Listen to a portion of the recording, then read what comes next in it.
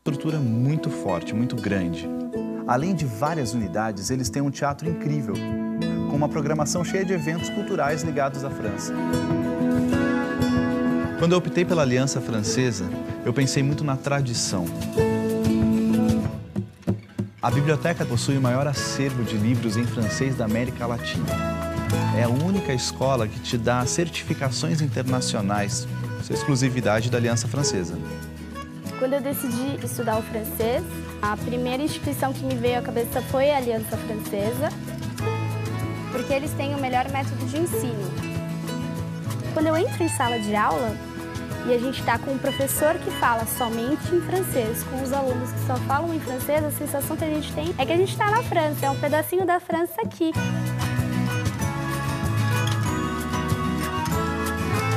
Aprenda francês. E faça parte dessa aliança.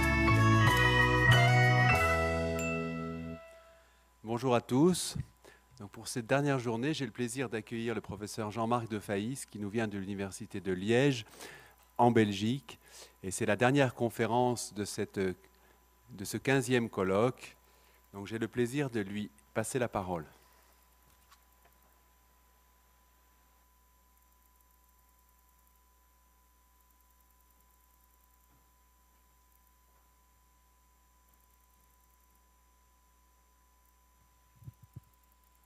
Bien, bonjour à tout le monde.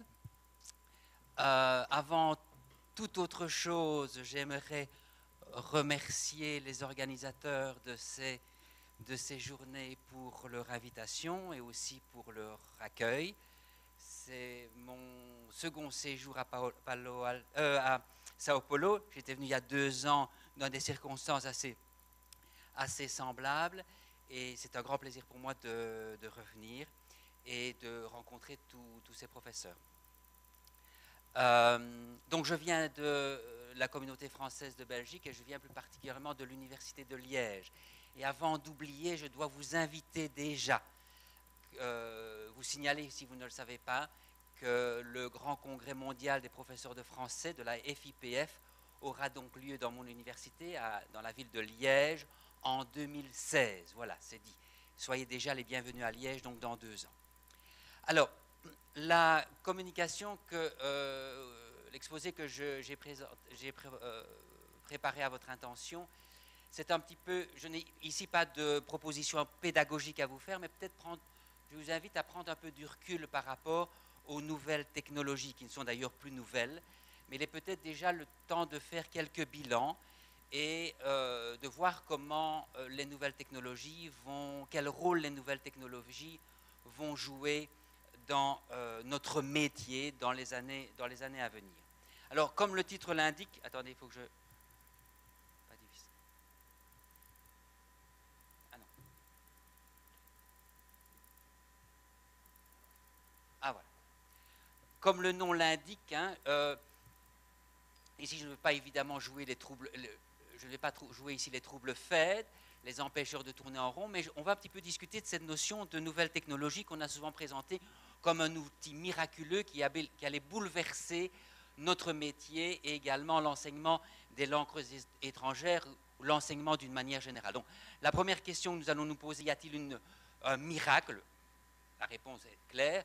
Est-ce qu'il y a une révolution? Est-ce que l'apparition des nouvelles technologies a effectivement révolutionné ou ces nouvelles technologies vont-elles révolutionner la didactique? On parle également de nouvelles technologies ou de technologies de l'information et de la communication. Oui, ça ne va pas? Oui, c'est bon? Rapprochez le micro. Ah, d'accord. Ça va, tout le monde m'entend comme cela? Bien, très bien. OK. Donc, la deuxième question qu'on va se poser, c'est ce que cache le terme de nouvelles technologies ou technologies de l'information et de la communication éducative. Ça cache une multitude de choses qu'il convient de distinguer d'abord, ensuite de les harmoniser, de les utiliser en classe. Nous allons également nous poser des questions de fond, la question de savoir qu'est-ce que les technologies de l'information et de la communication éducative changent réellement dans les pratiques. Et nous allons nous poser des questions, excusez-moi, ce sera un petit peu technique, mais c'est nécessaire, les questions à cinq niveaux différents. Et enfin, compte tenu de ce qu'on a entendu la journée d'hier et d'avant-hier, voir un petit peu quelles sont les marges de manœuvre que nous avons quand nous utilisons ces nouvelles technologies. D'accord? Donc la première chose à rappeler, c'est qu'il n'y a pas de miracle en didactique. On n'a pas encore inventé la méthode parfaite, miraculeuse, qui parviendrait à enseigner les langues étrangères en quelques semaines. À ma connaissance, il n'y a que 2 miracles, celui de Babel et celui de la Pentecôte. Mais depuis lors, que ce soit au niveau technologique, que ce soit au niveau scientifique, que ce soit au niveau cognitif, apprendre des langues étrangères sera toujours une aventure, certainement, une expérience, mais un long travail, qui demande des efforts, qui demande des répétitions, qui demande des exercices, qui demande des sacrifices, qui procure évidemment de grandes joies, mais comme je le dis toujours, comme pour l'apprentissage d'un instrument de musique ou d'un sport, eh bien, le temps ne respecte pas ce qui se fait sans lui. Donc, il faut donner du temps au temps en matière d'apprentissage. Et tout ce qui donne l'impression du contraire est contre-productif et même pervers. On en a parlé hier ou avant-hier lors d'un atelier, n'est-ce pas? Beaucoup d'apprenants estiment que les nouvelles technologies vont leur permettre de faire moins d'efforts, ce qui n'est pas vrai du tout. Alors, est-ce qu'on peut parler de révolution? Et c'est vrai, on en a encore parlé avant-hier, que le domaine de la didactique est probablement un domaine des sciences humaines qui a connu le plus de changements en 50 ans. On a fait le bilan avec les collègues les plus âgés avec lesquels nous en avons parlé avant-hier. C'est vrai que leur métier a changé très très rapidement en très peu de temps. Nous aurons l'occasion d'en reparler lors de l'atelier qui suivra la pause tout à l'heure. Mais est-ce qu'il faut parler de révolution? Est-ce qu'il faut aussi, même question qu'on se pose, est-ce qu'on enseigne mieux, est-ce qu'on apprend mieux les langues aujourd'hui que naguère? Pour certains points de vue, oui, d'autres points de vue, non. Mais c'est aussi une question de point de vue. Regardez, un ouvrage qui a très important dans l'histoire de la didactique, hein, c'est le fameux ouvrage de Skinner, que Skinner a intitulé « Les technologies de l'enseignement ». Eh bien, cet ouvrage a été traduit, et déjà la traduction est très symptomatique. Quasiment la même année, l'ouvrage a été traduit en français par la révolution scientifique de l'enseignement. D'accord? Et je pense, ceci me semble intéressant dans la mesure où c'est l'intitulé, enfin c'est en quelque sorte la thématique de notre rencontre ici. Skinner proposait uniquement les technologies de l'enseignement, n'est-ce pas? Et en Europe, on considérait que c'était une révolution d'une part et d'autre part une révolution scientifique. C'était bien sûr dans la tête de Skinner, mais lui n'avait pas intitulé son ouvrage ainsi.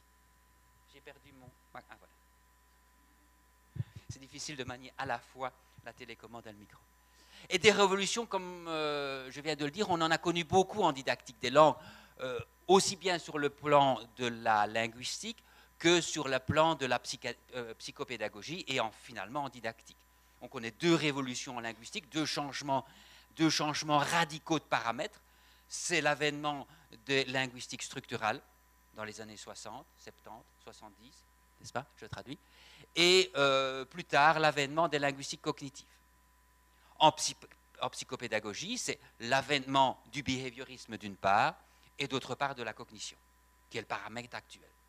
Et ces 2 bouleversements, ces 2 changements épistémologiques importants en linguistique et en psychopédagogie ont entraîné évidemment un changement de perspective radical en didactique des langues. D'une part, l'avènement des méthodes structuro-behavioristes, dites scientifiques, nous allons en reparler, et d'autre part, à l'heure actuelle, les méthodes dites communicatives, ou plutôt les approches communicatives. Et dans chaque cas, ça a été, les collègues les plus âgés de cette salle s'en souviennent bien, ça a été des changements complets, hein, où les inspecteurs nous demandaient de mettre à la poubelle tous les manuels qu'on avait pour en racheter de nouveaux, et bien sûr, les éditeurs ne sont pas privés d'en vendre de nouveaux et d'en fabriquer de nouveaux. D'accord? Alors, ce qui est intéressant aussi, c'est qu'en didactique des langues, comme dans beaucoup d'autres disciplines, mais nous allons en rester aux didactiques des langues, les changements se font de manière donc systématique et toujours passés d'un extrême à l'autre, du tout au rien. Et il y a des grands débats qui sont toujours des débats à l'heure actuelle pour savoir s'il faut faire ceci, oui ou non, complètement. Et ces débats ont touché, souvenez-vous, la grammaire. On ne faisait que de la grammaire, et puis le lendemain, on ne faisait plus de grammaire du tout. C'était le même cas pour la traduction, n'est-ce pas? Moi, quand j'ai appris l'anglais, la traduction était un exercice capital, et on a interdit ensuite les enseignants à en faire, et maintenant, on commence petit en petit à en refaire. Celle qui a été le cas aussi pour la civilisation, la littérature, la mémorisation. À une certaine époque, on ne faisait que de mémoriser, puis on a interdit finalement de faire des exercices de mémorisation. D'accord? On a jeté le bébé avec l'eau du bain, comme on dit. Idem pour la classe. À une certaine époque, tout se passait en classe, puis après, on s'est rendu compte que rien ne se passe en classe, et maintenant, on est en train de réhabiliter la classe. Donc, toute l'histoire de la didactique des langues étrangères, des 50 dernières années, s'est passée à ce rythme-là, n'est-ce pas, avec des changements, comme j'ai dit tout à l'heure, des changements radicaux, n'est-ce pas? Eh bien, c'est dans ce contexte-là qu'il faut replacer. Je fais un petit peu d'histoire ici pour contextualiser la question qui nous occupe aujourd'hui concernant l'utilisation des nouvelles technologies, des technologies de l'information et de la communication. Bien, c'est dans ce contexte-là qu'il faut replacer cette thématique. Alors, quid de la technologie, justement? Ce n'est pas la première révolution technologique que nous connaissons à l'heure actuelle. 6 révolutions technologiques il y a. On pourrait parler de la première révolution technologique avec l'apparition du bête-enregistreur. Mais le succès des méthodes structuro-behavioristes que vous connaissez sous le nom de audio oral, audiovisuel, voix et images de... C'est ça, n'est-ce pas? On en a parlé récemment. Quelle était la méthode, le manuel?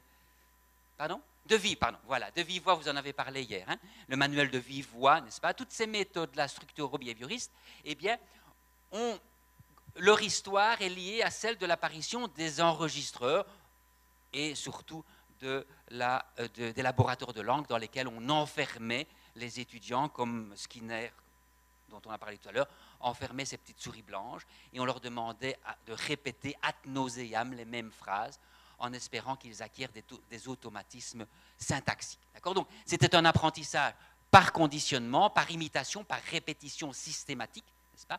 Sans explication de grammaire, elles étaient interdites. Et la langue était conçue comme un instrument, comme un jeu de construction. Donc, quand on acquérait les unités, il suffisait d'assembler les unités et on avait du langage. Donc là, il y a comme le titre, la traduction en tout cas de l'ouvrage de Skinner l'indique, on avait la conviction qu'on avait affaire à une véritable révolution scientifique et qu'on n'enseignerait plus jamais les langues comme on l'avait fait précédemment.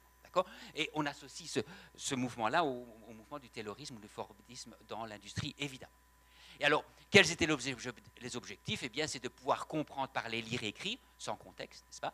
L'apprentissage, c'était acquérir des automatismes. La langue, je l'ai dit, est conçue comme un jeu de construction. La culture, on essaye de l'éviter, la culture, parce que la culture est en quelque sorte un écran, n'est-ce pas, entre l'acquisition automatique et l'acquisition de stimuli. Et l'acquisition de stimuli se fait dans une boîte de Skinner, c'est-à-dire dans un laboratoire de langue, à l'extérieur de tout contact avec le monde réel. C'est pour ça que les méthodes pour apprendre l'anglais à des Chinois ou apprendre l'espagnol à des Finlandais, c'est exactement les mêmes méthodes puisqu'on faisait abstraction de tout vecteur culturel. Et là, c'est ce qu'on appelait aussi à l'époque, je ne sais pas si vous savez, on appelait ça la méthode des armées, parce que ces méthodes-là avaient été mises au point dans l'armée américaine, n'est-ce pas, avant qu'ils n'entrent dans la Deuxième Guerre mondiale. Et on en a gardé quelques termes comme le mot drill notamment, qu'on utilise toujours. Alors, ça c'est la première révolution technologique. Alors, la question, révolution avec un point d'interrogation. Donc la question qu'on peut se poser maintenant, est-ce que nous vivons, nous, depuis quelques années, une seconde révolution technologique? Et là, on peut envisager 2 phases successives que vous avez tous, je suppose, bien connues. La première phase, excusez-moi, la première phase, c'est l'apparition de l'ordinateur et de ce qu'on appelait avant, je ne sais pas si vous utilisez encore ce terme, des didacticiels. Donc l'étudiant était devant l'ordinateur. C'était la grande époque de l'auto-apprentissage, époque au cours de laquelle on pensait se passer des professeurs, n'est-ce pas, époque heureusement révolue. Et il s'agissait toujours d'exercices surtout structurels, de répétition, n'est-ce pas, avec un minimum de mise en contexte.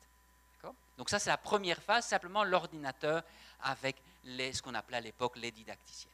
Et la deuxième phase, qui se développe au même rythme évidemment que l'utilisation des technologies, qu'on pourrait dire qui date des années 2000 peut-être, hein, je pense, eh bien, c'est quand l'ordinateur a été relié sur Internet. Alors là, évidemment, ça a démultiplié l'utilisation, la variété des utilisations des nouvelles technologies et leur quantité, dans la mesure où ces technologies ne sont plus seulement disponibles en classe, mais elles sont disponibles dans notre vie quotidienne, évidemment. Ce qui n'était pas toujours le cas de la première révolution technologique ou de la première phase où l'équipement restait quand même à l'école. Ça va ceci? Okay. Si vous avez des questions pressantes, moi je suis prêt à réagir aussitôt et de ne pas attendre tout à l'heure. Hein. Donc n'hésitez pas, ça me fait plaisir au contraire. Alors là, qu'est-ce qui caractérise la deuxième phase de la révolution technologique? Donc c'est un travail beaucoup plus en autonomie, mais aussi en interaction, on va en reparler, et aussi en collaboration. Il y a toujours une perspective, bien sûr, structuraliste pour certains aspects de l'apprentissage, mais le communicatif, grâce au virtuel, dont nous allons parler tout à l'heure, grâce au virtuel, le communicatif s'y retrouve évidemment et permet des types de communication que le réel ne permet pas toujours. L'enseignement est multiple et intégré, il est aussi grâce au virtuel immersif, et nous allons en parler longuement aussi, il a aussi une connotation cognitive qu'il faut discuter. Si vous voulez bien, je vais enlever mon veston maintenant.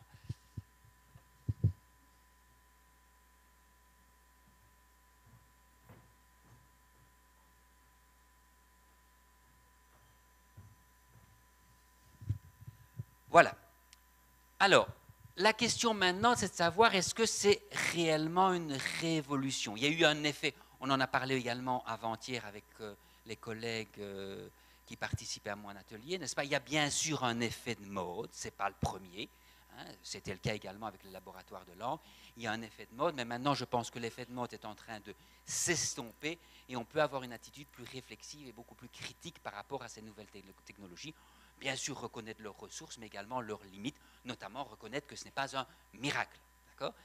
Alors, récemment, c'est un article que j'ai trouvé, donc vous voyez, c'est de mars 2014, un des derniers numéros de Sciences humaines, où le psychopédagogue Tricot disait ceci, de manière récurrente, dit-il, comme je viens de vous le dire, le développement des technologies de l'information et de la communication est utilisé comme argument révolutionnaire à propos des apprentissages et des enseignements. Et, dit-il, et là je le suis à 100%, il faut faire la distinction entre enseignement et apprentissage, qui sont bien sûr liés, enfin je l'espère, mais qui ne sont pas systématiquement la reproduction l'un de l'autre. L'enseignement a ses règles, a ses contraintes, a ses exigences, et l'apprentissage a ses règles, ses contraintes et ses exigences. On essaye bien sûr de les mettre en face, mais ce n'est pas systématique. C'est toute la question évidemment de la didactique. Alors, en didactique, il n'y a pas de révolution. Je n'ai pas le temps de m'apesantir parce que j'ai beaucoup de diapositives à vous montrer. On n'a pas le temps de s'apesantir, notamment sur la notion de progrès. Hein, une question qu'il faut interroger. Est-ce qu'on apprend mieux, est-ce qu'on enseigne mieux maintenant qu'il y a 50 ans, quand moi-même j'étais à l'école? Non, il y a moins de 50 ans que j'étais à l'école. Hein. Alors, l'évolution, donc, elle est cyclique. On revient toujours, comme je vous l'ai dit, sur les mêmes thèmes. Oui de la grammaire, non de la grammaire. Oui de la traduction, non de la traduction. Oui de la traduction. Donc on revient constamment, systématiquement. Il suffit d'avoir quelques années d'expérience, on se rend compte que ce sont toujours les mêmes thèmes qui arrivent, n'est-ce pas? Toujours les mêmes promesses et parfois aussi toujours les mêmes désillusions. Pluriel, relatif, complexe et incertain. Donc il faut vivre avec cette notion-là. N'oublions pas que c'est pour ça que quand on parle de pédagogie scientifique, il faut se méfier parce que nous travaillons... Notre discipline relève des sciences humaines où rien n'est prévisible et tout dépend heureusement des sujets. D'accord ? Donc, il y a une bonne et une mauvaise nouvelle. La bonne nouvelle, c'est que toutes les méthodes sont bonnes à quelque chose, y compris les technologies de l'information et de la communication, n'est-ce pas ? Ah, je vais trop vite. Toutes les approches et méthodes sont bonnes à quelque chose, mais aucune, je dis bien aucune, ne peut suffire en elle-même. C'est comme les régimes. Hein. Les régimes tout bananes, ça ne marche pas. Les régimes alimentaires doivent être équilibrés, les conditions d'enseignement également. D'accord ? Ça ne veut pas dire que, pour reparler des technologies de l'information et de la communication, qu'on ne trouve pas cette variété-là à l'intérieur, bien sûr, de cet outillage. D'accord ? Alors, le principe, c'est de ne pas se fixer une seule. Je viens d'en le dire. Alors, les deux principes essentiels, et là, on a peu de certitude dans nos métiers, mais ça, j'en ai la conviction, d'accord, c'est que, en ce qui concerne, d'abord rappeler que l'enseignement n'est qu'un moyen, l'enseignement n'est pas une fin en lui-même, ni non plus les évaluations qu'on place maintenant, n'est-ce pas, au sommet de nos préoccupations, alors que l'évaluation doit rester au service de l'apprentissage, n'est-ce pas? Et concernant l'enseignement, donc les instructions, les ressources, les supports pédagogiques, tous ceux que l'on a inventés et qu'on va encore inventer, ne sont pas toujours nécessaires.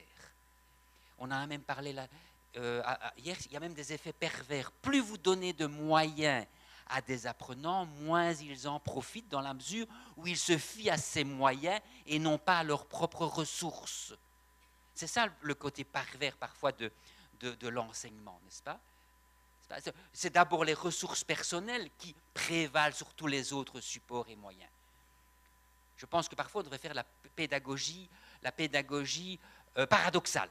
Interdire l'utilisation d'Internet, voire même interdire l'apprentissage de la langue française à ses élèves. Et je pense que ça aura un effet, ça allait, au contraire de les décourager, ça va les encourager. L'enseignement doit offrir une certaine résistance. Donc, ce n'est pas vrai que plus il y a de moyens pédagogiques à mettre au service des apprenants, ça ne veut pas dire qu'ils vont en profiter au maximum. D'accord ? Et l'autre chose aussi, c'est que l'apprentissage, justement, et là aussi c'est à écrire en lettres d'or dans tous les manuels de didactique, l'apprentissage reste un processus foncièrement personnel. Quand bien même vous seriez le meilleur professeur du monde, vous ne pourriez jamais apprendre à la place de vos élèves. D'accord ? Quand bien même vous auriez le meilleur didacticiel à votre disposition, vous ne pourriez pas, ce didacticiel ne peut pas remplacer les processus cognitifs que l'apprenant va mettre en œuvre pour apprendre. Et que ce processus foncièrement personnel repose essentiellement sur les besoins et les motivations. Donc là, c'est fondamental.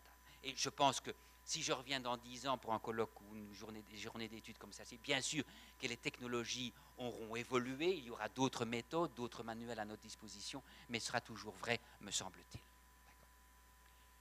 Donc, la question qui se pose ici, dans des journées comme celle-ci, n'est-ce pas, c'est de savoir quels sont les impacts. Quels sont les impacts des technologies de l'information et de la communication éducative sur l'enseignement et sur l'apprentissage, et aussi comment les nouvelles technologies peuvent faciliter le passage de l'un à l'autre. Et c'est vrai que les questions que nous allons aborder maintenant touchent à ces possibilités-là. Pas de questions, pas de commentaires à chaud, non? Oui.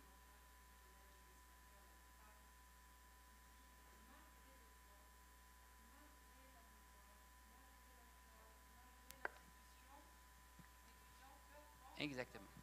C'est ça. Ouais. Je suis persuadé qu'il y a, on parle toujours de l'enseignement en tant que facilitateur, mais je pense que la connaissance ne se donne pas. La connaissance se vole quelque part.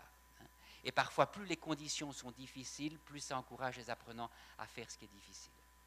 Donc, c'est le caractère paradoxal, mais fabuleux de notre métier, évidemment. Fabuleux de nos métiers. Alors, pas d'autres réactions? On peut poursuivre. Alors, simplement ici, une question de vocabulaire, parce que, je vais aller un peu plus vite. Savoir ce qu'on parle de technologie de l'information et de la communication.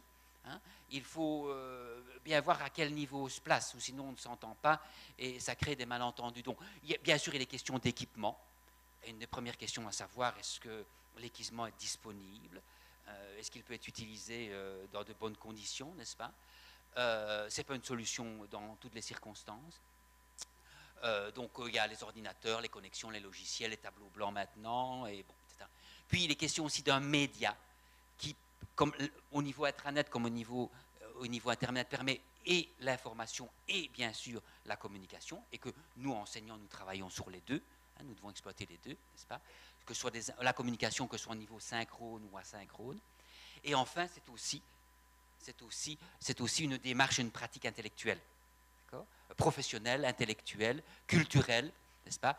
Et il faut associer les trois, bien sûr. Si un manque, les autres sont difficiles à mettre en œuvre, évidemment, je n'insiste pas. Pop.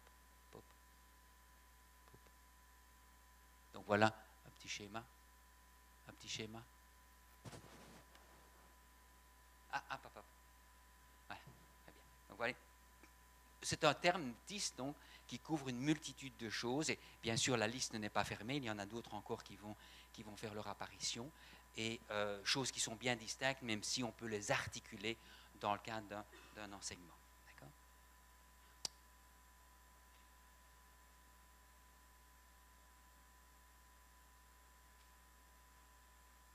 Alors, non,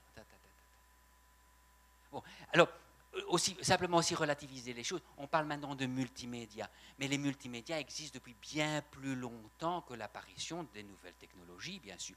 Déjà un manuel bien fait, n'est-ce pas, associe le texte et l'image, et un professeur peut développer le multimédia dans sa classe sans avoir recours à un ordinateur. Donc là, on n'a rien inventé. Hein. On sait bien que l'expérience d'une langue, la pratique d'une langue requiert toutes nos facultés, s'adresse à tous nos sens, n'est-ce pas? Et on sait depuis longtemps qu'il faut associer ces différents sens-là, et pas seulement l'intellect à l'apprentissage d'une langue, à l'appropriation d'une langue. Qu'est-ce qui se passe? Qu'est-ce que les ordinateurs ont permis de faire? Hein, c'est simplement de passer du multimédia à l'hypermédia, notamment avec les ordinateurs et l'hypertexte. Attendez, oh là là.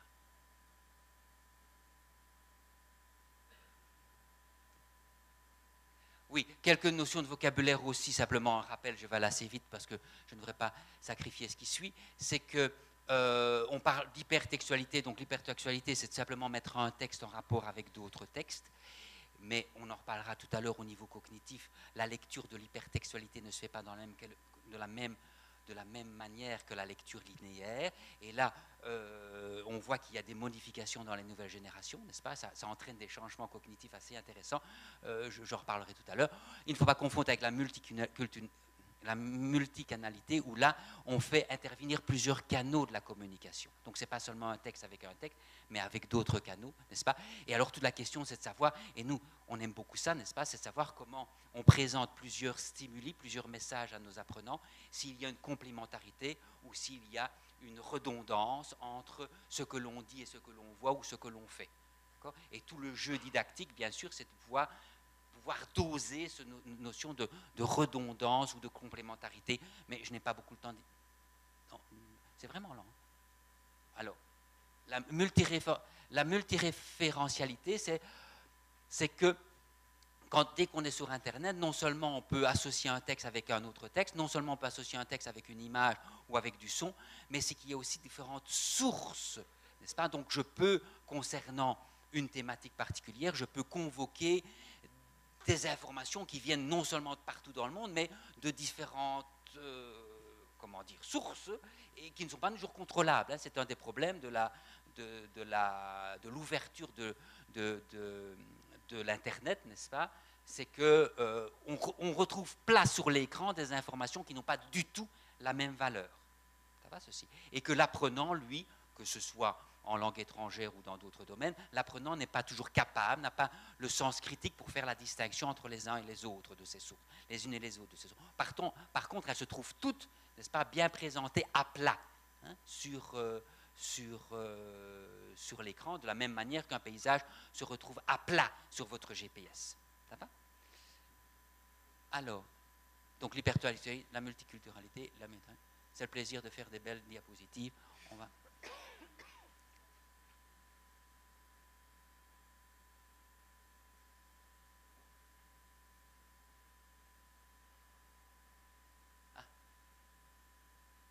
Alors, on parle aussi d'interactivité. Donc, les nouvelles technologies ou les technologies de l'information, les TIS. Les TIS permettent effectivement une interactivité. Hein, et on a comparé, et on peut comparer, et on doit comparer, on le fera tout à l'heure, l'interactivité qu'il peut y avoir en classe ou qu'il peut y avoir sur le support informatique. Alors, quelles sont les interactivités possibles sur le rapport informatique? Elles sont multiples. Donc, vous voyez, non seulement il y a, on vient d'en parler, l'interactivité entre les textes que je mets côte à côte, ou entre le texte et l'image que je mets côte à côte. Donc, il y a, mais ça, c'est aussi le cas d'un manuel, n'est-ce pas?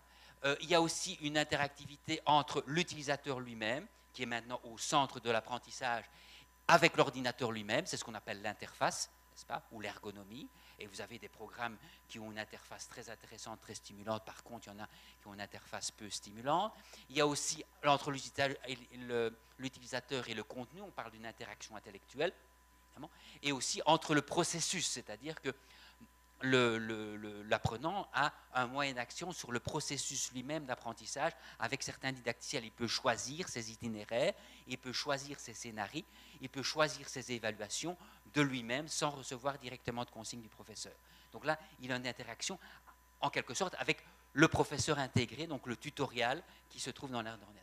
Et puis, il y a les interactions entre personnes, interactions virtuelles, le professeur et l'élève évidemment, les élèves entre eux et éventuellement les élèves et le professeur avec des tiers qui ne se trouvent pas dans la classe, qui n'entrent pas dans le schéma, dans le cadre pédagogique. D'accord ? Tout ça évidemment dépend des logiciels, mais à l'heure actuelle, nous avons à notre disposition une série de logiciels qui permettent ces interactions-là.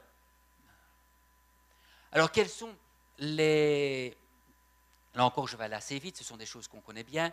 Quels sont les types d'outils et d'usages de l'Internet? Eh bien, nous trouvons sur Internet, plus maintenant sur CD-ROM, nous trouvons des logiciels, des sites d'apprentissage des langues qui vont du plus simple, des sites d'évaluation, n'est-ce pas, où vous ne trouvez que des évaluations dans toutes les langues que vous voulez, même gratuits. Et on va du plus simple, de la bicyclette jusqu'à la Rolls-Royce, n'est-ce pas? Nous avons des sites avec des exercices systématiques et autocorrectifs qui sont soit commerciaux, soit faits par des collègues qui se trouvent dans un autre pays, n'est-ce pas? Et qui mettent sur Internet leurs propres exercices systématiques, n'est-ce pas? De grammaire, de vocabulaire, etc. Puis nous avons des sites où on propose des tâches plus communicatives, n'est-ce pas? Des compréhensions, avec des textes, des capsules, des dialogues, des sous-titrages, des traductions, des aides lexicales, etc., que l'on trouve gratuitement et aussi par inscription ou payant. Et puis nous avons alors des programmes beaucoup plus complets, où ce sont des universités ou des éditeurs qui proposent un cours intégré, n'est-ce pas, sur Internet, payant généralement, avec un programme complet et progressif d'apprentissage, également dans des perspectives communicatives, et éventuellement avec des relations, des communications entre les participants, quand bien même ils ne se connaissent pas. D'accord ? Donc vous voyez, du plus simple au plus complet, nous avons toute une gamme, hein, comme pour les voitures, toute une gamme de produits d'apprentissage des langues étrangères. Si j'avais le temps, je vous montrerai quelques exemples, mais on n'en a pas le temps. Alors, viennent ensuite d'autres types de logiciels qu'on peut utiliser en classe. Ce sont simplement ici une manière de les classer. Les logiciels des sites ludiques, interactifs, pédagogiques pour le grand public que vous pouvez utiliser en classe. Nous avons les sites professionnels, n'est-ce pas, notamment les associations de professeurs de français d'un pays peut avoir son propre site, n'est-ce pas? Par exemple, un pays où les contacts sont difficiles entre les collègues, eh bien, c'est un site où ils mettent en commun leurs ressources et quand ils préparent un logiciel, eh bien, ils en font profiter leurs collègues. Un genre de phénomène wiki que vous connaissez bien, n'est-ce pas? Il y a des wikis professionnels pour les professeurs de français. Nous avons également les logiciels et les sites culturels que vous pouvez utiliser ou faire utiliser par vos apprenants. Il y a une multitude d'autres ressources et nous terminons, on en a parlé hier avec ou avant-hier avec notre collègue, concernant les sites auteurs. Il y a une multitude de sites gratuits qui vous permettent de faire vos propres cours à distance. Certains assez basiques, d'autres un peu plus compliqués qui demandent donc une formation, une auto-formation à l'utilisation d'Internet. Donc voilà à peu près une dizaine, pour cataloguer donc les sites que vous avez à votre disposition, gratuitement ou payants, ou sur inscription. Voilà comment on peut cataloguer les sites à utilisation quotidienne. Alors, toujours pas de questions? J'ai jusqu'à quelle heure? Pardon? Vous avez encore 40 minutes. Avec le... Ah oui, c'est ça. 40. Alors, nous allons maintenant, si vous voulez bien, être un peu plus précis pour savoir effectivement qu'est-ce qui change réellement dans l'utilisation, le recours aux technologies de l'information et de la communication dans un usage pédagogique. Et pour la discussion, j'ai relevé donc 5 niveaux où on voit que là l'impact est plus important il ne s'agit pas seulement d'un gadget, mais l'utilisation des technologies de l'information et de la communication ont un impact plus important dans l'enseignement et dans l'apprentissage. Donc le premier niveau, c'est le niveau didactique. Et là est en discussion la notion de formation et d'auto-formation. Et ce sont des questions qui ont été déjà largement discutées ou abordées hier et avant-hier, n'est-ce pas? Et vous pouvez en faire l'expérience tous les jours dans votre classe. Au niveau discursif, l'utilisation, le recours aux technologies de l'information et de la communication provoque une recomposition des rapports entre l'oral et l'écrit. Ça aussi, on le sait bien, n'est-ce pas? Et nous allons voir, nous allons nous poser, à ce niveau-là, nous allons poser la question, tiens, quels sont les enjeux de ces rapports entre l'oral et l'écrit? Bien sûr, ça dépasse le cadre de l'utilisation, mais vous imaginez quand on aborde une langue étrangère dès le début au travers de technologies, ça conditionne évidemment l'image et l'utilisation qu'on peut avoir d'une langue.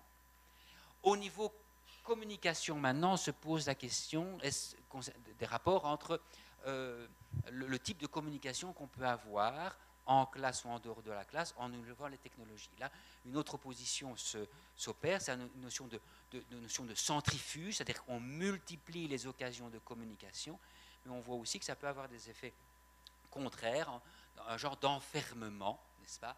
Le recours aux nouvelles technologies peuvent provoquer un enfermement, et nous en parlerons aussi. Bien sûr, une question très importante nous concernant, évidemment, c'est le rapport entre l'authentique, qui était la base des méthodes communicatives, n'est-ce pas? L'utilisation de documents authentiques, provoquer des interactions authentiques dans la classe, et la notion de virtualité. Et on voit que s'opère dans les manuels ou dans les colloques à ce propos-là un certain retournement où ce qu'on estimait être authentique, eh bien maintenant est considéré comme étant inauthentique, et on nous dit que le virtuel est l'authentique de demain, d'accord? Dans la mesure où les contacts sont réels. On va en reparler. Et enfin, la dernière chose, j'en vous avais parlé tout à l'heure, c'est les effets cognitifs du recours systématique aux nouvelles technologies, n'est-ce pas? Et l'opposition entre la lecture linéaire et la lecture arborescente de documents. D'accord? Donc nous allons passer, si vous voulez bien, chacun de ces points en revue, et n'hésitez pas à intervenir et à poser une question si nécessaire. Alors, vous connaissez les trois grandes catégories de savoir, donc en didactique, nous sommes, en tant que professeurs de langue étrangère, nous sommes amenés à développer schématiquement trois grands types de savoir chez nos apprenants. Un savoir de type métalinguistique, n'est-ce pas, ou métaculturel. Un savoir-faire, ce sont les fameux skills dont nous avons parlé tout à l'heure, et également un savoir-être et un savoir-vivre.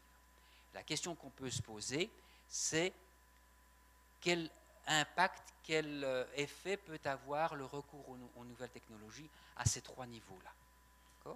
Bien sûr, une nouvelle fois, mon approche est méthodologique.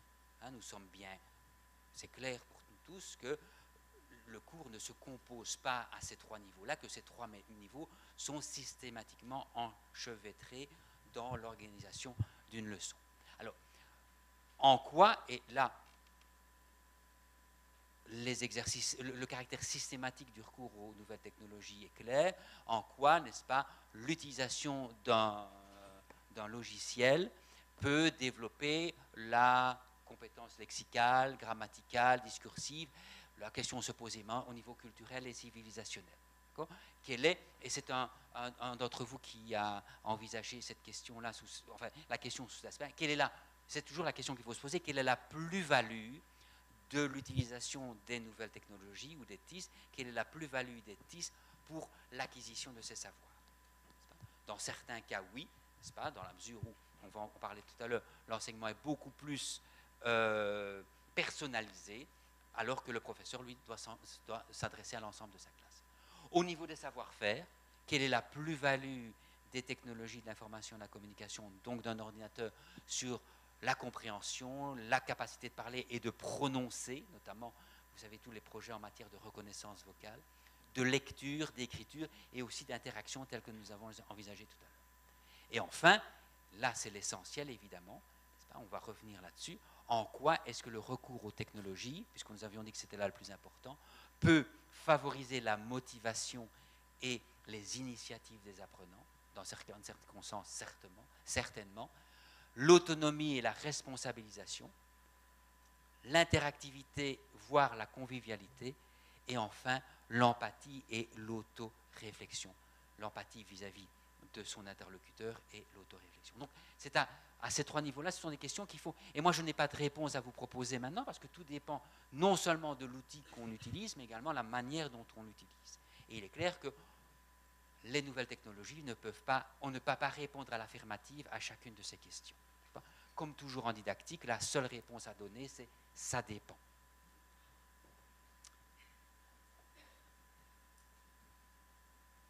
Alors, voilà. Comme je dis toujours, s'il fallait résumer les 50 dernières années en matière de didactique des langues, eh bien on pourrait dire que se dégagent les trois moteurs fondamentaux de l'apprentissage des langues et de l'apprentissage d'une manière générale. Les trois moteurs, c'est l'explication, c'est la répétition et c'est la communication. Donc les méthodes, que j'appelle les méthodes dinosaures, donc les méthodes classiques, grammaire, traduction, les méthodes structuro-behavioristes et les méthodes communicatives avaient raison. N'est-ce pas? Elle avait raison. L'explication provoque l'apprentissage, les répétitions provoquent l'apprentissage, la communication provoque l'apprentissage. Cela est clair. Mais ces méthodes avaient tort de ne miser que sur l'un de ces trois moteurs. L'explication seule ne permet pas d'apprendre à parler une langue étrangère. Les répétitions seules ne permettent pas d'apprendre à parler une langue étrangère. Et la communication non plus. Une nouvelle fois, c'est comme je disais, c'est harmonisé, donc c'est coordonner ces trois moteurs-là, comme je pense on est en train de le faire dans les méthodes plus contemporaines à l'heure actuelle. Donc, combiner ces trois facteurs-là en fonction de son public, en fonction des objectifs, en fonction des circonstances. Donc, et là encore, je peux revenir dans 10 ans, je pense que je dirais la même chose, même si les conditions, elles, ont changé. Eh bien, la question qui se pose maintenant, eh bien, quel rôle les technologies de l'information et de la communication éducative, les TIS, quel rôle les TIS peuvent-elles jouer, n'est-ce pas, pour les explications? Est-ce que le logiciel peut donner de meilleures explications au meilleur moment qu'un professeur? Est-ce que les TIS peuvent effectivement favoriser la répétition, n'est-ce pas? Et comment les TIS peuvent-elles favoriser la communication? Et toujours envisager ça en termes de plus-value et en termes de complémentarité avec des activités en présentiel. Ça va?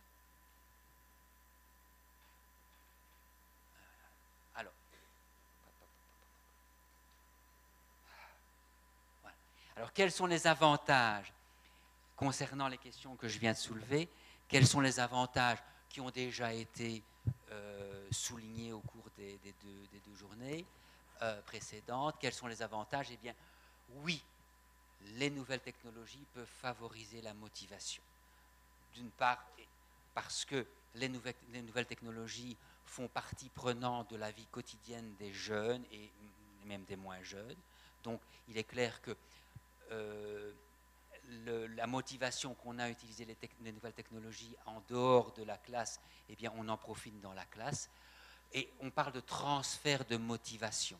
N'est-ce pas, pour les jeunes, on a parlé de transfert de motivation, c'est que les jeunes enfants ou même des adolescents qui sont intéressés par les nouvelles technologies, eh bien, l'intérêt qu'ils ont pour les nouvelles technologies va se porter sur l'objet de l'apprentissage. Ils ne s'intéresseraient peut-être pas à l'apprentissage de telle ou telle chose si ce n'était pas sur un nouveau support.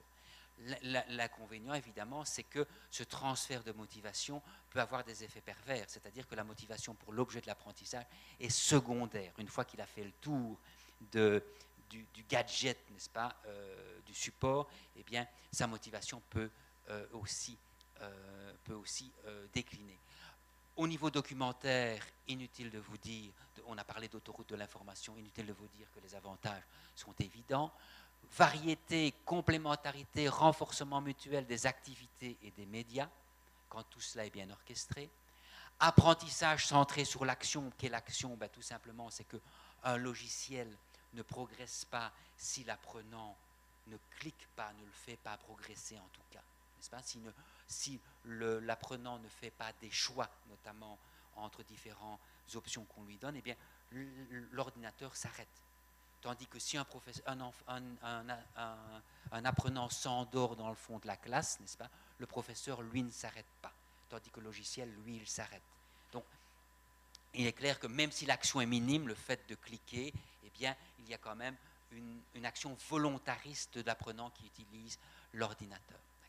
La résolution de problèmes, n'est-ce pas? Chaque étape d'un logiciel bien fait est un problème à résoudre. Et également sur la production. On en parlera tout à l'heure de la production ensemble. Donc un apprentissage centré sur l'apprenant, ses besoins, ses intérêts, son rythme, avec, quand le logiciel est bien fait, notamment avec des questions, il faut-il en dire que le questionnaire soit fermé, avec des analyses d'erreurs. Vous savez bien que les didacticiels bien faits, eh bien, connaissent les erreurs les plus fréquentes des apprenants et ils savent pourquoi les apprenants font ce type d'erreur, et en fonction de l'erreur, l'ordinateur donne un feedback approprié. Donc les didacticiels bien faits ne se contentent pas de dire « c'est faux », ils expliquent « ce n'est pas correct pour telle ou telle raison, as-tu remarqué que ceci ou que cela, essaye une autre fois ». Et s'il essaye une deuxième fois et qu'il y a encore une autre erreur, le didacticiel va réagir. Donc ici, nous avons véritablement, quand c'est bien fait, un apprentissage différencié, ce qu'un professeur ne peut pas faire quand il a 30 ou 50 élèves dans sa classe. Donc les rétroactions, l'évaluation immédiate est différenciée. Ensuite, bien sûr, on en a encore parlé hier ou avant-hier, une grande liberté dans la gestion du temps et de l'espace, n'est-ce pas? Donc là, il y a une nouvelle, on en reparlera tout à l'heure, et on en a déjà parlé hier ou avant-hier, il y a une nouvelle économie entre le travail fait à domicile et le travail fait en classe, n'est-ce pas? Ça ouvre les portes de la classe devient perméable. Nous en parler, on en a déjà parlé récemment. Ça entraîne de nouvelles, ou ça permet, ou ça entraîne de nouvelles pratiques pédagogiques, notamment, on va en parler, les pratiques socio-constructivistes et la pédagogie active. Socio-constructiviste dans la mesure où les élèves, les apprenants vont pouvoir ensemble travailler et construire leur savoir. Donc ce n'est plus, là c'est le bon côté de la communication, c'est-à-dire que le travail de connaissance, n'est-ce pas, se fait en groupe et non pas de manière individuelle, comme c'était le cas dans certaines méthodes traditionnelles. Donc les interactions, les collaborations, la coopération, les apprenants ont la possibilité de travailler ensemble, avec et pour les autres, de se s'aider mutuellement. Donc c'est ce qu'on appelle la pédagogie mutualiste, si vous voulez, coopérative, où les apprenants essayent de résoudre les problèmes ensemble grâce à l'outil informatique. Et on en a parlé, je ne vais pas insister, on a parlé de ce phénomène de classe inversée, c'est-à-dire de pouvoir faire à domicile ce qu'on faisait et on perdait son temps à faire en classe, et vice-versa. Et je cite ici le nom de Marcel Lebrun, que certains d'entre vous connaissent bien. Donc, mais tout ça, bien sûr, dépend des logiciels. On envisage ici que les cas les plus profitables, mais il y a des logiciels qui ne profitent évidemment pas de toutes ces possibilités-là.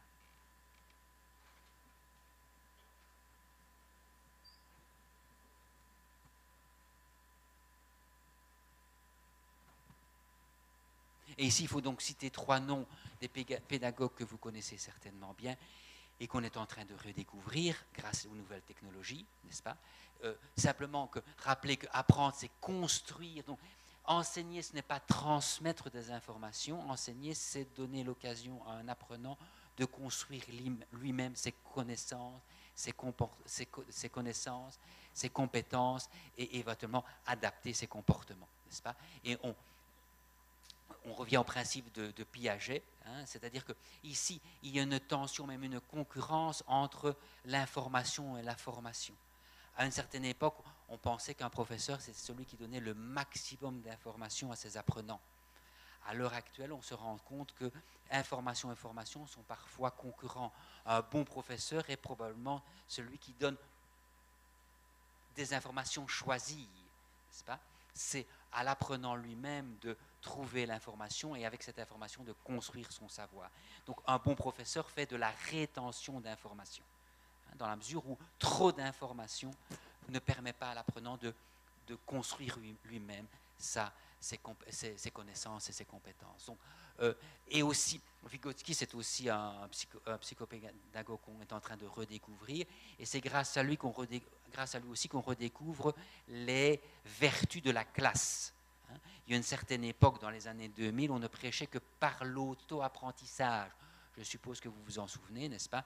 Où on estimait que le meilleur apprenant qu'on puisse avoir, c'est soi-même, n'est-ce pas? Et que le professeur n'est là, on en reparlera tout à l'heure, que de manière secondaire, et que la classe, n'est-ce pas, n'est certainement pas le meilleur endroit où apprendre une langue. C'était Kennedy, qui n'a rien à voir avec le président, qui disait l'apprentissage d'une langue étrangère, l'apprentissage d'une langue étrangère ne pose de problème, disait-il, l'apprentissage d'une langue étrangère ne pose de problème que s'il a lieu dans une classe. Pas de chance. Hein.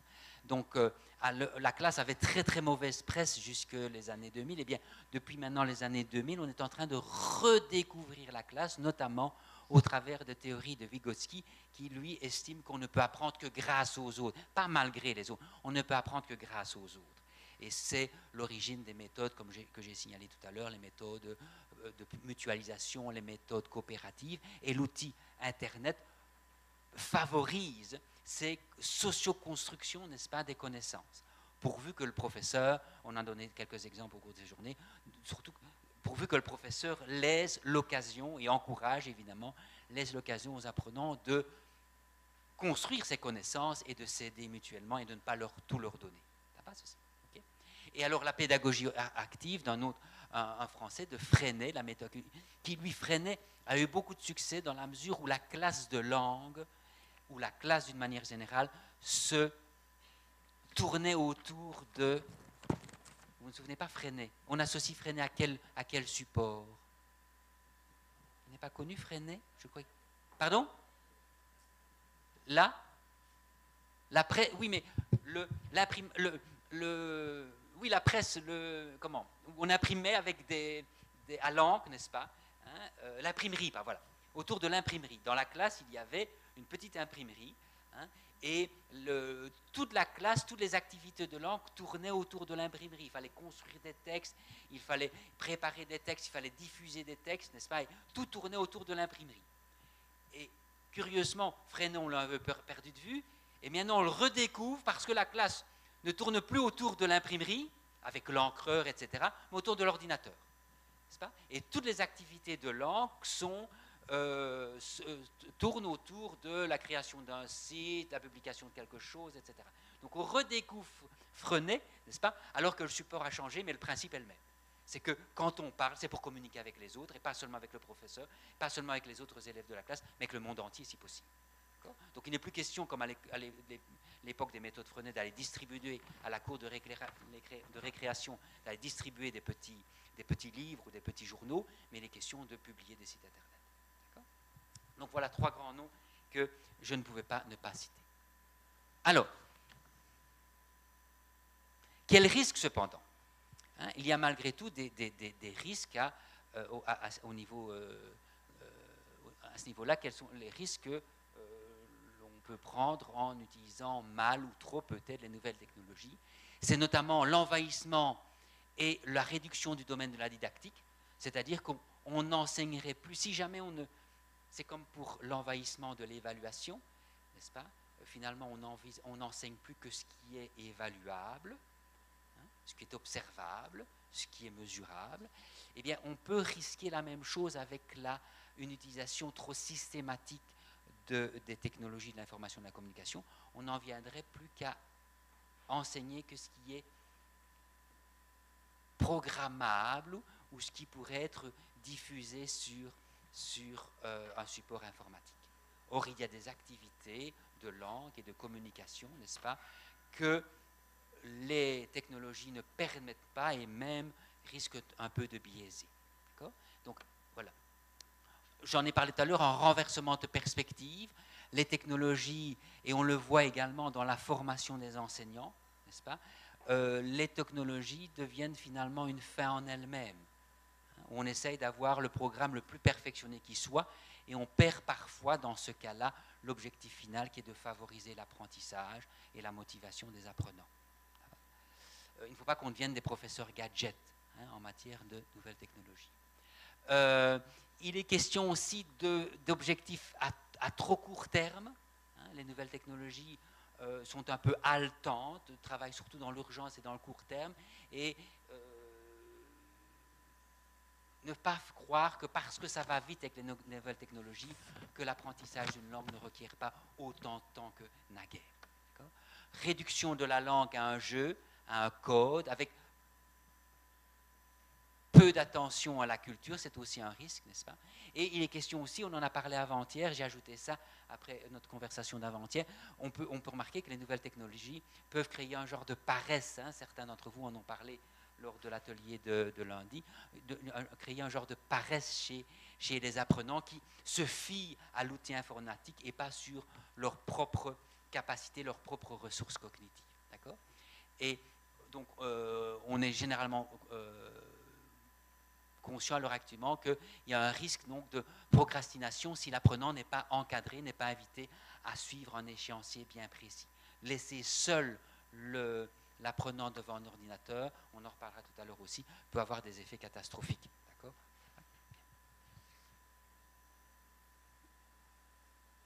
Alors, donc ça c'est le recours, les effets, l'impact du recours aux technologies de l'information et de la communication éducative, les TIS, pour la didactique. Une autre chose qu'on connaît bien, et on en a discuté avant-hier aussi, c'est l'impact sur les rapports entre l'oral et l'écrit. Vous savez que la question de l'oral et de l'écrit est une question qui a occupé les didacticiens depuis 50 ans. Et les rapports entre l'oral et l'écrit sont souvent des rapports conflictuels en didactique. À une certaine époque, on n'enseignait que la langue écrite. Dans les méthodes traditionnelles, les méthodes grammaire-traduction, je vais passer au suivant, ce sera plus simple. Dans les méthodes grammaire-traduction, n'est-ce pas, on n'apprenait que la langue écrite, et quand on faisait parler rarement les élèves, eh bien, on s'attendait à ce que les élèves puissent parler comme ils écrivaient. Donc le point de départ, c'était la langue écrite. N'est-ce pas ? On faisait abstraction de la langue orale. Le changement a été radical avec les méthodes suivantes, ou au contraire, quelqu'un l'a rappelé encore hier lors d'un exposé, où au contraire on interdisait, pendant les premiers mois en tout cas, le recours à l'écriture. Pas question d'écrire un seul mot ou de faire lire un seul mot, on se basait uniquement sur la prononciation, parce qu'on estimait que c'était comme ça qu'on avait appris la langue maternelle et que c'était bien entendu comme ça qu'on devait apprendre une langue étrangère.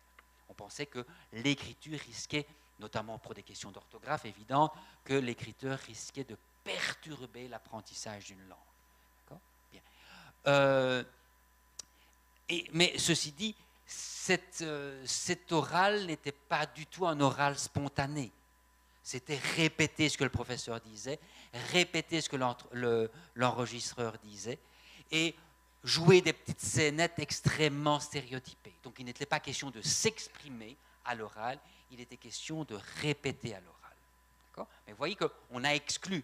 Dans une méthode, on excluait l'oral qu'on méprisait, et dans la méthode suivante, n'est-ce pas, c'est le mouvement de balancier que j'ai décrit tout à l'heure, dans la méthode suivante, on excluait l'écrit et on avait une conception très formalisée de l'oral. Dans les méthodes qui ont suivi, là on peut distinguer de générations, n'est-ce pas ? Dans les premières méthodes communicatives, on privilégiait bien sûr l'oral. On n'excluait pas l'écrit, mais on privilégiait l'oral. Mais un autre oral que celui des méthodes structuro-behavioristes, c'était un oral spontané, libre, motivé, le plus possible authentique. Tellement authentique que le professeur ne songeait pas toujours à corriger les erreurs. L'important, c'était que l'apprenant s'exprime, n'est-ce pas ? Et on espérait que petit à petit, les erreurs disparaîtraient, mais qu'il ne fallait certainement pas corriger au risque d'inhiber les apprenants. Dans les méthodes maintenant plus contemporaines, les méthodes communicatives que nous pratiquons maintenant, on revient à une plus saine combinaison de l'oral et l'écrit. On privilégie toujours l'oral au début, mais l'écrit apparaît assez tôt et on essaye de combiner les deux. Mais avec les nouvelles technologies, nous trouvons dans un tout nouveau système. Parce que les nouvelles technologies, que ce soit dans le cadre de l'apprentissage, mais que ce soit également dans le cadre de notre vie quotidienne, les nouvelles technologies nous provoquent, le support provoque un nouveau type de rapport entre l'oral et l'écrit. N'est-ce pas? C'est assez curieux, c'est qu'on pensait qu'avec l'apparition des nouvelles technologies, que l'oral allait disparaître. Pardon, l'écrit allait disparaître. Au moment du téléphone, au moment des visioconférences, au moment de la télévision, on a cru que l'écrit allait disparaître. Et on voit que les nouvelles technologies, au contraire, ont relancé la pratique, une pratique quotidienne de l'écrit. N'est-ce pas? C'est assez paradoxal.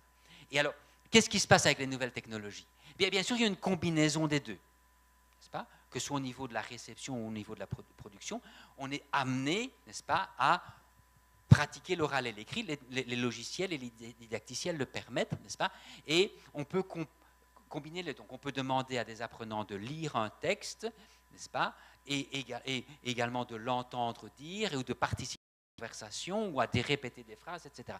Donc, il y a une combinaison, je dirais, plus intense de l'oral et l'écrit. Mais ça va plus loin que cela.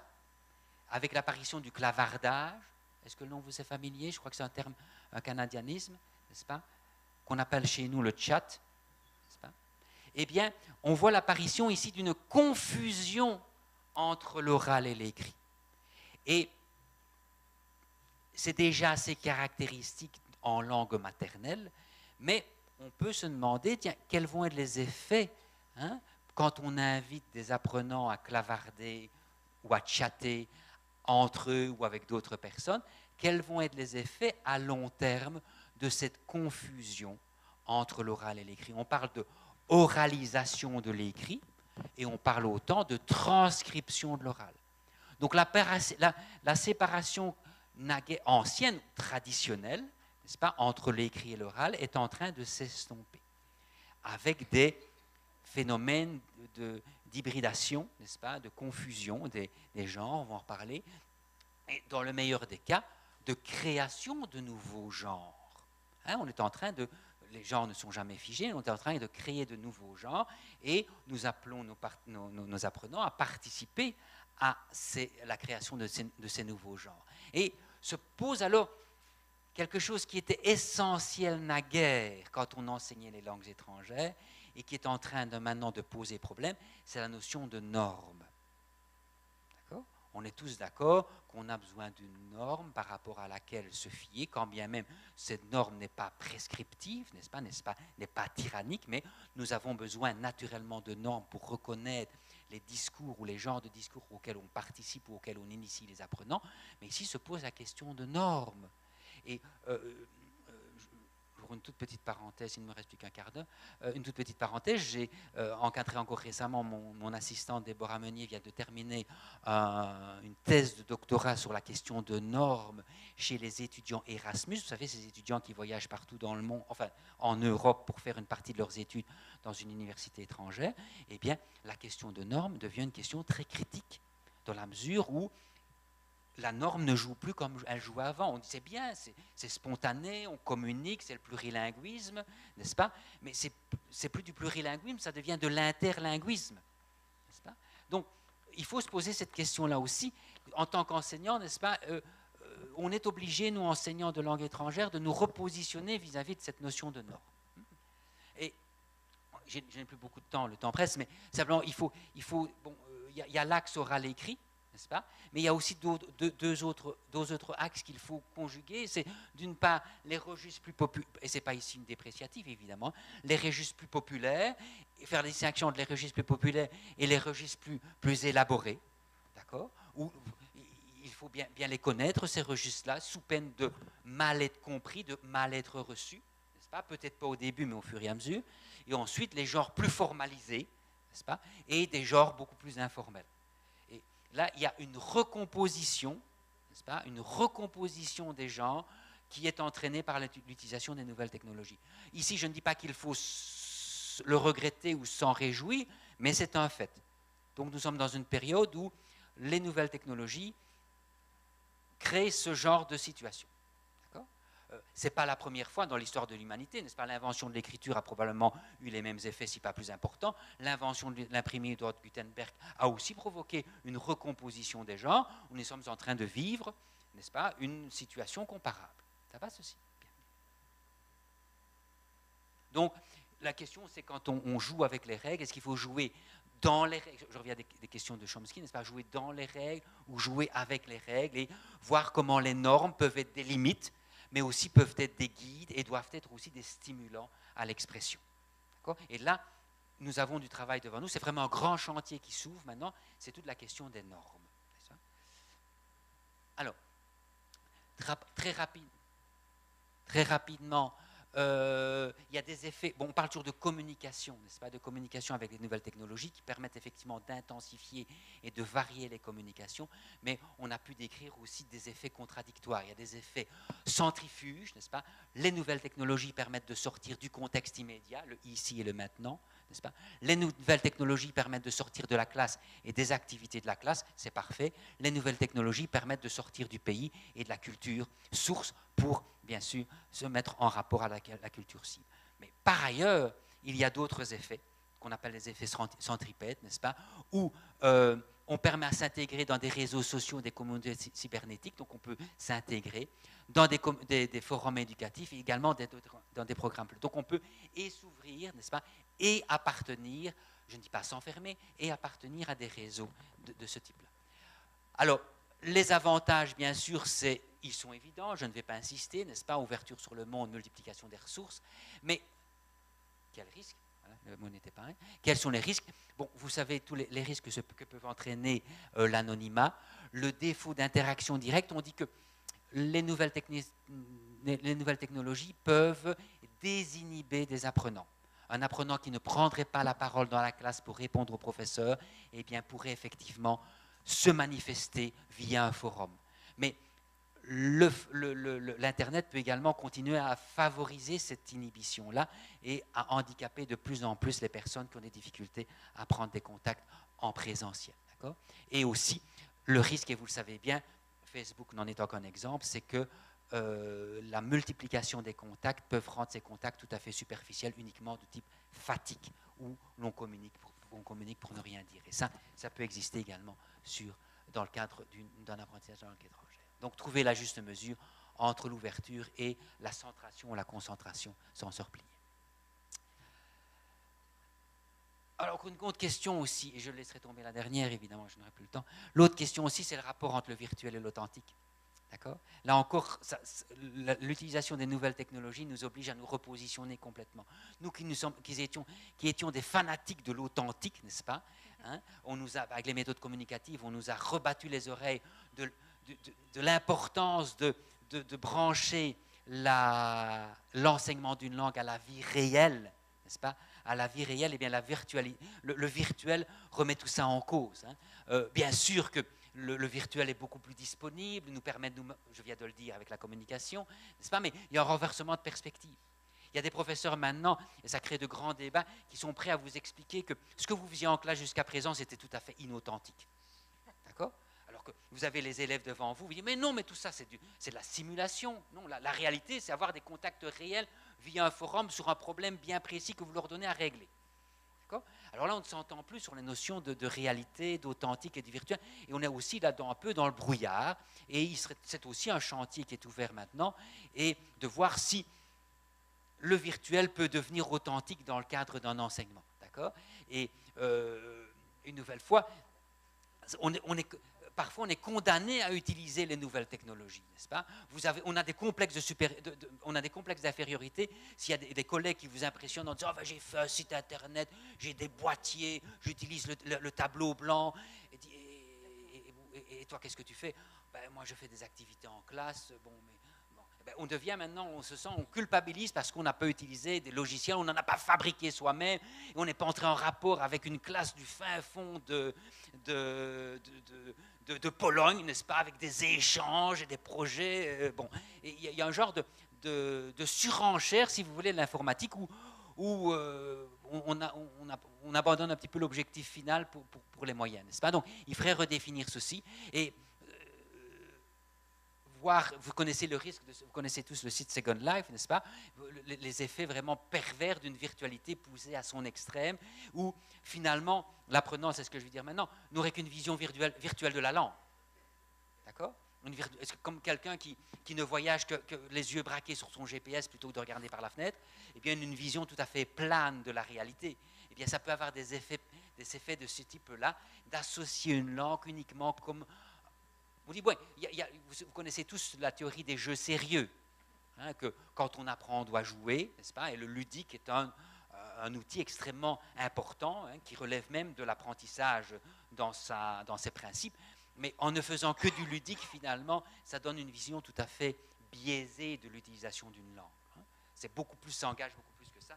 Je vais le dire bientôt. Et voilà ce qu'on peut lire encore. C'est encore très récent, il y a à peine une dizaine d'années. Autrement dit, triomphe de l'inversion qui fait que les gens nomment réalité, et ça nous qui utilisons maintenant les nouvelles technologies, ça nous interpelle, hein, ce que les gens, les apprenants, appellent réalité, un agencement d'abstractions virtuelles qui n'ont rien à voir avec le réel de leur propre vie. D'accord? Et ils qualifieront symétriquement d'abstraction, n'est-ce pas, tout ce qui a à voir avec le devenir et le réel le plus concret, c'est-à-dire la classe. D'accord? Okay? Donc il y a un risque à ce niveau-là, n'est-ce pas, d'associer la langue à un jeu virtuel, n'est-ce pas, une Second Life qui n'est pas un rapport direct avec la vie qu'il vit concrètement. Ça va? Avec le professeur en classe. Donc, on peut s'interroger, hein, sur la conception qu'on peut avoir d'une langue étrangère, d'une culture étrangère, si elle est seulement ou principalement apprise grâce aux technologies de l'information et de la communication, n'est-ce pas? Est-ce que la langue est un jeu de société, un jeu de langage? Est-ce que c'est un monde plat comme un écran? Il n'y a pas d'enracinement concret, c'est virtuel, n'est-ce pas? Et il n'y a pas un investissement personnel. Or, et j'aime bien toujours d'insister cela, n'est-ce pas? L'apprentissage d'une langue est un apprentissage bien différent des autres, dans la mesure où vous le savez bien tous ici, que ça engage toute la personnalité. Pas seulement l'intellectuel, l'intellect, mais également le social, l'affectif, l'émotif, voire même le physique, quand on apprend à prononcer des sons qu'on ne connaît pas, n'est-ce pas? On utilise sa bouche comme un instrument de musique, n'est-ce pas? Et il faut s'engager pleinement dans l'apprentissage d'une langue étrangère, n'est-ce pas? Et c'est pas, on ne change pas de langue comme on change un didacticien. Ça va? C'est beaucoup plus que ça. Donc, on ne peut pas non plus limiter l'apprentissage à ça. Donc, il faut concilier le monde et le contact de la classe, qui est bien réel, et on va en parler maintenant, on a des contacts authentiques avec la classe. Quand on s'organise et qu'on se met d'accord sur un rendez-vous, sur une activité ou sur l'organisation des activités, ça c'est authentique. N'est-ce pas? On ne peut plus opposer, à une époque on opposait le monde réel et le monde de la classe. C'est pas vrai. La classe c'est la réalité, n'est-ce pas? C'est la réalité de jeunes, de l'âge de 4 ou 5 ans ou 6 ans jusqu'à l'âge de 25 ans, c'est la réalité quotidienne des gens. Donc on ne peut pas dire que la classe ne soit pas un monde réel. La classe fait partie de la réalité au même titre que le supermarché, l'hôpital ou la gare. Ça va? Donc là, il y a une réalité et il y a des contacts authentiques entre le professeur et les élèves entre eux. Ça va? Le monde et les contacts dans la langue et dans la culture su, et éventuellement le monde virtuel et le contact virtuel. Mais il faut bien les distinguer. Alors on voit le petit schéma que... vous voyez, quels sont le type d'interactions qu'on peut avoir en classe? Eh bien, nous avons effectivement des interactions décontextualisées. Quand on fait des drills, des répétitions, ou on donne des explications de grammaire, ce sont des interactions décontextualisées. C'est le langage pour le langage. Et il ne faut pas le proscrire, ça fait partie de l'enseignement. Nous avons également des contacts authentiques, notamment la gestion de la classe, l'organisation des travaux, etc. C'est de l'authentique, n'est-ce pas? Nous avons bien sûr du simulé. On peut jouer au magasin, on peut jouer au docteur. On peut jouer au magasin, on peut jouer à la gare, on peut avoir des interactions simulées. La simulation, vous connaissez la grande époque des simulations, ce qu'on appelait les simulations totales, n'est-ce pas? Comme le doctorat total d'hier, n'est-ce pas? Vous connaissez ces principes. Donc, la simulation fait, comme la répétition, la simulation fait partie intégrante de l'apprentissage. Regardez un enfant, n'est-ce pas? Il ne cesse de simuler, et je ne vois pas pourquoi on se priverait de cet outil naturel d'apprentissage qu'est la simulation. D'ailleurs, il y a des méthodes qui sont basées essentiellement sur ce principe-là. Et il y a aussi, bien sûr, des contacts virtuels. Et bien sûr, et les contacts authentiques et les contacts virtuels peuvent avoir un rapport avec le monde extérieur. C'est le principe du virtuel, c'est qu'il permet de sortir à peu de frais de la classe, évidemment, tout en y restant. Et ainsi que l'authentique peut rester. D'accord ? Ah, oui. Alors, j'ai plus beaucoup de temps, 5 minutes, pour dire que se posent alors des problèmes cognitifs. Je vais résumer. Hein. C'est que l'hyper... Je vais montrer quand même quelques... Donc, il faut poser ici l'appréhension linéaire de documents classiques, du genre de manuel, par exemple, et l'avantage ou les caractéristiques de l'arborescence sur ordinateur. Regardez, la lecture linéaire, par exemple, c'est un manuel, hein, ou un texte que le professeur demande à lire ou à écouter, pourquoi pas. Et nous avons ici la virtualité, d'accord, en aller-retour avec toute cette possibilité-là. Alors, là, c'est déjà un fait. Vous savez que les jeunes, à l'heure actuelle, ont beaucoup plus de compétences que nous, surtout les personnes de mon âge, n'est-ce pas, ont beaucoup plus de compétences que nous pour pratiquer la lecture arborescente, qui nous pose toujours des problèmes, mais qui, à eux, ne pose pas de problème. Par contre, la lecture linéaire peut poser des problèmes. Ça va ? Donc, il y a des modifications cognitives entraînées par les nouveaux supports. Et on peut s'attendre à d'autres modifications dans l'avenir. Vous savez qu'à l'heure actuelle, n'est-ce pas, il y a certains États aux États-Unis où ils se demandent s'il faut toujours apprendre à écrire aux enfants. Parce qu'ils n'auront plus l'occasion de tenir un stylo dans leur vie. Par contre, ils auront des écrans tactiles et c'est plus important à apprendre à utiliser un écran tactile, il n'y a même pas besoin de leur apprendre à des bébés, plutôt que de leur apprendre à tenir un stylo. N'est-ce pas ? On s'est posé la question. Et on va se poser la question encore longtemps. D'accord ? On apprend même maintenant différents types d'écriture, n'est-ce pas ? Parce que l'écriture cursive, qu'on appelle l'écriture cursive, qu'on apprenait longuement à l'école maternelle, je ne sais pas si vous vous souvenez, mais qu'on apprenait dans des cahiers avec plusieurs marges et on essayait de faire... C'est fini ça. On apprend maintenant la lecture typographique, parce que les enfants ont plus de contact avec la lecture typographique que la lecture... Donc on n'a plus le mouvement l'écriture n'est plus associée à un geste. Et on est tellement frustré maintenant qu'on apprend à écrire en japonais ou en chinois, n'est-ce pas ? Bien, la preuve qu'on a besoin de ça. Bien, eh bien, donc il y a des mutations à venir. Et les mutations ne sont pas seulement des mutations sémiotiques, mais c'est aussi des mutations cognitives. Et celle-là, c'est une mutation importante, n'est-ce pas ? C'est la manière de concevoir et de construire le sens. Hein. Donc nous, plus habitués aux lectures linéaires, la construction d'un sens se fait de manière linéaire. Donc le sens se construit petit à petit au fur et à mesure. Tandis que chez des personnes qui disent souvent, et c'est de plus en plus notre cas, et encore plus le cas de nos apprenants, eh bien, ils pratiquent la lecture arborescente. Alors qu'est-ce que se passe ? Regardez. C'est qu'à partir d'une unité, n'est-ce pas ? On appelle ça une construction en patchwork, à partir d'une unité, eh bien, on est renvoyé vers d'autres unités. D'accord ? Donc ça enrichit effectivement la lecture, dans la mesure où cette lecture-là se nourrit de différentes sources. Ceci. Donc, à la bonne heure. Il y a certains cognitivistes qui nous disent, en fait, c'est mieux ainsi, parce que c'est comme ça que fonctionnent nos synapses et nos neurones. D'accord ? Maintenant que je vous parle, eh bien, vous ne me comprenez pas ou vous n'enregistrez pas de manière linéaire. Même si moi, je parle de manière linéaire, peut-être qu'à un mot, eh bien, à partir d'un mot, vous partez dans plusieurs directions. D'accord ? Et puis, vous revenez vers ce que je dis. Vous allez même plus vite, vous anticipez ce que je dis. Même si je parle vite, eh bien, vous savez ce que je vais dire dans 2 phrases. Ce qui vous permet, entre-temps, d'aller visiter d'autres concepts que vous avez tout près dans votre tête. D'accord ? Donc, il y a des cognitivistes qui pensent que la lecture arborescente qui correspond au fonctionnement de notre cerveau est plus efficace. Mais ceci dit, malheureusement, je n'ai plus le temps, ceci dit, il faut se rendre compte que se posent des problèmes de construction du sens, dans la mesure où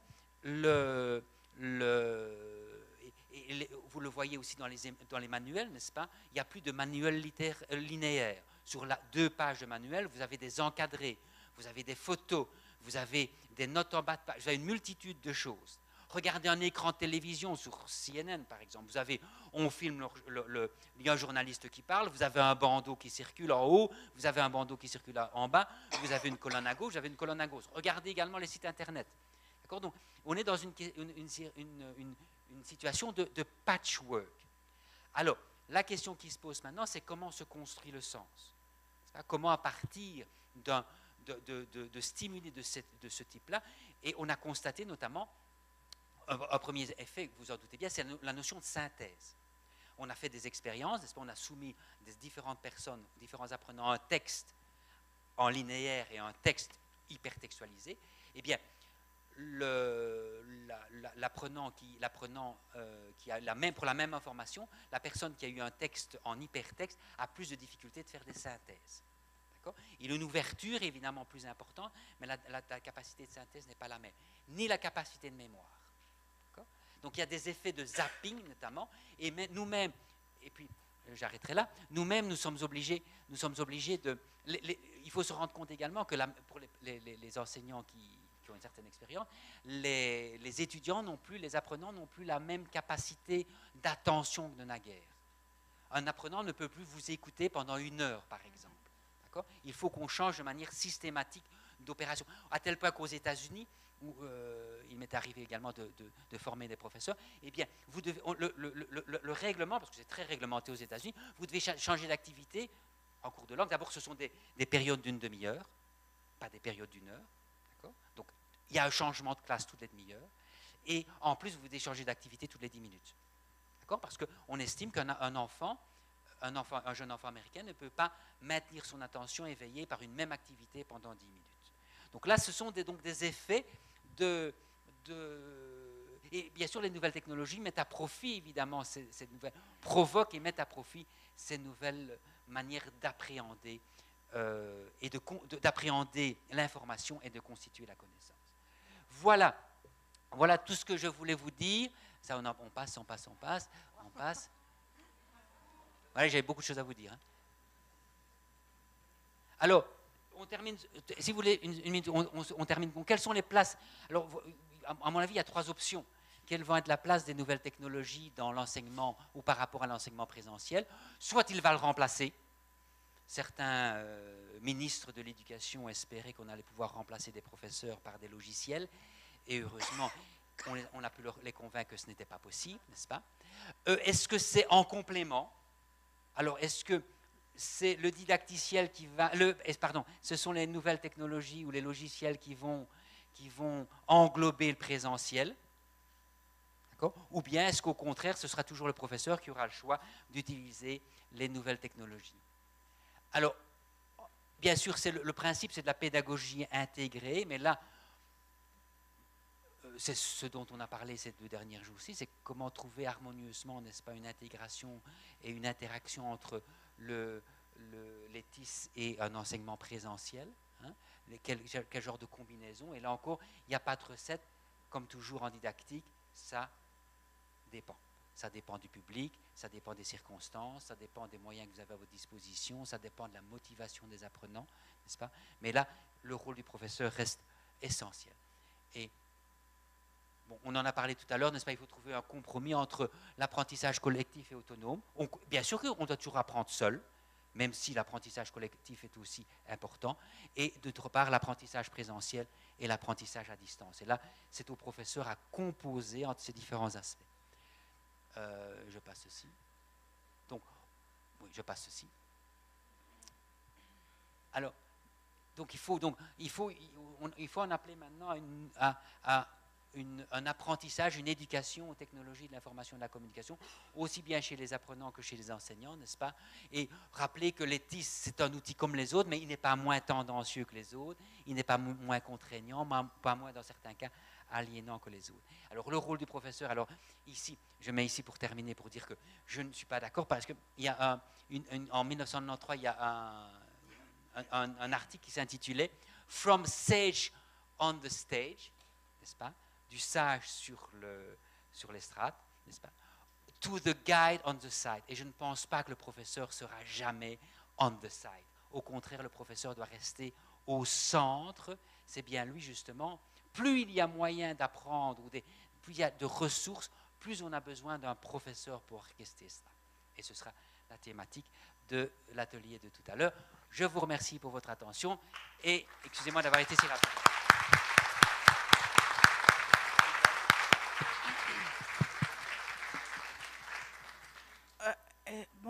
Est-ce que vous avez des questions? 5 minutes. 5 minutes. Bon. On peut prendre 2 questions. Bon, moi je pourrais commencer peut-être, et pas par peut-être une question, mais bon, j'aimerais juste partager une petite réflexion que j'ai faite hier lors d'un atelier que j'ai assuré sur justement l'utilisation, les possibilités d'utilisation des tablettes et en fait des gadgets tactiles en salle de classe. Et tout ce que vous avez, votre excellente conférence qui a été vraiment pour moi éclairante, rassurante et voilà, qui pour moi a mis beaucoup d'ordre dans tout ce qu'on vit en ce moment en tant qu'enseignant. Moi, j'ai essayé de développer un petit peu une idée de pourquoi cet engouement pour les gadgets tactiles. Et bon, puisque vous avez cité Piaget, moi, je suis partie un peu de l'idée que, bon, on fait un petit retour peut-être, c'est une idée que j'ai, un retour à une phase de notre vie pendant laquelle on a appris le monde par le toucher, justement. Donc, quand on était bébé, donc, il y avait les mains des adultes à laquelle on s'agrippait. On a commencé à toucher les prises électriques, c'est-à-dire à connaître le monde concret par les mains. Et aujourd'hui, on a vraiment la connaissance d'un monde virtuel. Peut-être qu'on a passé, on ne peut pas peut-être dire que c'est de l'authentique, mais c'est peut-être on a passé d'un authentique concret à un authentique virtuel. Et je pourrais même prolonger à l'idée... Pardon ? Oui, je sais, Marc, pardon. C'est que, bon, je pense à l'utilisation de l'ordinateur il y a quelques ans où il y avait la souris, donc la souris entre l'écran, ce monde, et la main. Aujourd'hui, on n'a plus la souris. Bon, on a commencé à utiliser les notebooks, les ordinateurs portables. Donc déjà, on a essayé d'éliminer la souris. Et aujourd'hui, c'est vraiment le tactile. Donc c'est cette connaissance. Donc c'est un retour à une phase. Oui. Quand on parle de tactile, je ne sais pas si toucher un écran plat sur une image et toucher un objet, c'est le même rapport. Vous m'avez compris ou j'ai parlé? Je ne pense pas que ce soit le même toucher. Je pense que le toucher, il faut mobiliser tous les sens, comme dans un bébé qui apprend la langue maternelle. Je pense qu'en langue étrangère, dans une certaine mesure aussi, il faut mobiliser tous les sens pour que la langue et l'expérience qu'elle permet ou le contact qu'elle permet avec le monde.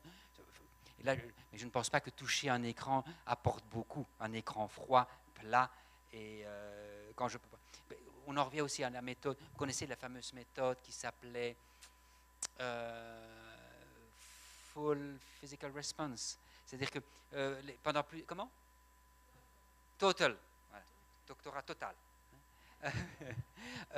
Où il est interdit au professeur de dire quoi que ce soit ou de parler de quoi que ce soit que l'élève ou l'apprenant ne puisse voir ou toucher en classe ou faire en classe.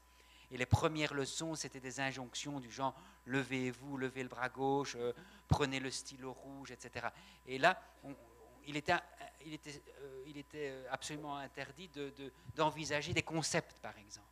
Là, je pense que oui, là, il y a quelque chose. Mais toucher un écran, je ne sais pas si ça apporte beaucoup. À ma première. Oui, en tout cas, c'est un monde qui souffre. Ouais. Oui, c'est quelque chose d'autre, oui. Une autre question? Je ne sais pas s'il y a une question rapide. Non.